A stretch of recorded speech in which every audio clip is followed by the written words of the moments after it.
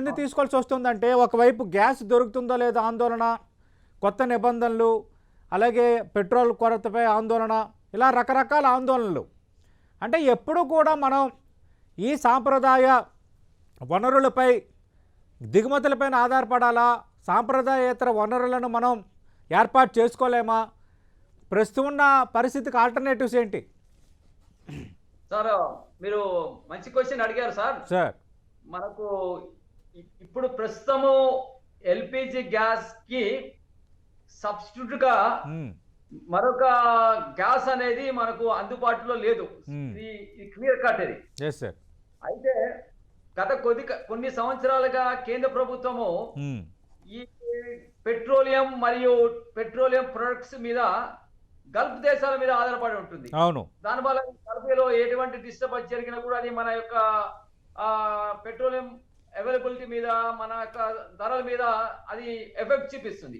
అందుకోసమే కొన్ని సంవత్సరాలుగా మన భారతదేశము మన దేశంలోనే సొంతగా పర్యావరణ అనుకూలమైనటువంటి ఇంధనాలు తయారు చేయాల్సిన అవసరం ఉందని చెప్పేసి ప్రయత్నాలు మొదలుపెట్టింది.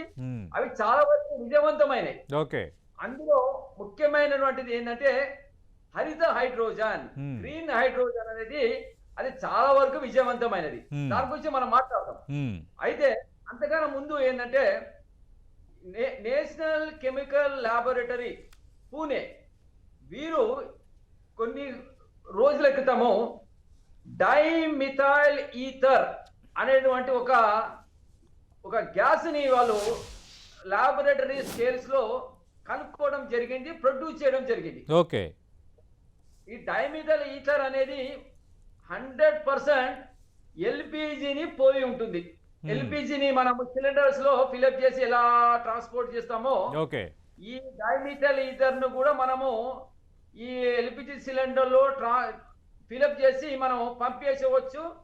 ఇది పూర్తిగా పర్యావరణం అనుకూలమైనటువంటి మిథనాల్ నుంచి తయారు చేస్తారు. మిథనాల్, ఈ మిథనాల్ ఎక్కడి నుంచి తయారవుతుందంటే వాతావరణంలో ఉన్నటువంటి కార్బన్ డైఆక్సైడ్ మరియు హైడ్రోజన్, ఓకే, ఈ రెండింటి కలపడం వల్ల మనకు మిథనాల్ అనేది తయారవుతుంది. మిథనాల్ నుంచి మనము డైమిథైల్ ఈథర్ అని తయారు చేయవచ్చు. ఈ ధర కూడా ఎల్పిజి కన్నా 15 నుంచి 20% తక్కువగా ఉంటుంది. ఇదొక ప్లస్ పాయింట్. ఇంకో 100% గ్రీన్ ఫ్యూయల్, క్లీన్ ఫ్యూయల్.